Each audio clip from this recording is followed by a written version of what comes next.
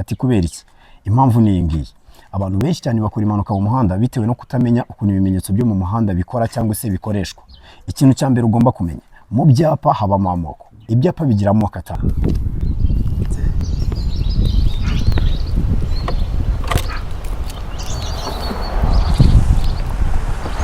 Hari ikintu kimwe mutabwiwe, mujya munabeshywa n'abantu benshi cyane. Mugomba kumenya amategeko yo mu muhanda cyane kurusha kumenya gutwara ibinyabiziga cyane. Ati kubera iki? Impamvu ni iyi ngiyi.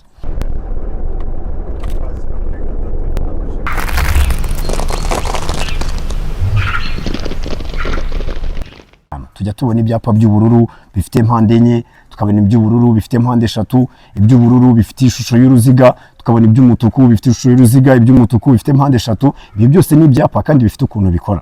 Ikintu usabwa nta kindi rero. Mbere na mbere kora subscribe ku Musongozi kugira ngo ubashe kugikurikirana amasomo yacu umunsi ku wundi kandi amasomo ari mu bwenge ku modoka.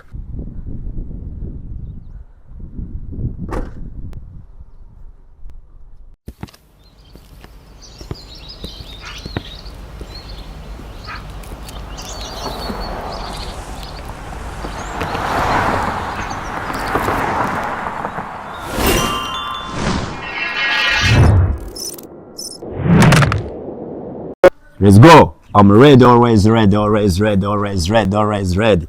Yo, it is what it is. N'umusongozi nk'ibisanzwe, reka nizere ko mumeze neza cyane. Abasongozi mwese aho muri mu nguni zitandukanye z'isi, Uwiteka akomeze kubarinda no kubaremera amashimwe. Hari ikintu kimwe mutabwiwe, mujya munabeshywa n'abantu benshi cyane. Mugomba kumenya amategeko yo mu muhanda cyane kurusha kumenya gutwara ibinyabiziga cyane. Ati kubera iki? Impamvu ni iyi ngiyi. Abantu benshi cyane bakora impanuka mu muhanda bitewe no kutamenya ukuntu ibimenyetso byo mu muhanda bikora cyangwa se bikoreshwa. Ikintu cya mbere ugomba kumenya, mu byapa habamo amoko. Ibyapa bigira amoko atanu. Tujya tubona ibyapa by'ubururu bifite impande enye, tukabona iby'ubururu bifite impande eshatu, iby'ubururu bifite ishusho y'uruziga, tukabona iby'umutuku bifite ishusho y'uruziga, iby'umutuku bifite impande eshatu. Ibi byose ni ibyapa kandi bifite ukuntu bikora. Ikintu usabwa nta kindi rero.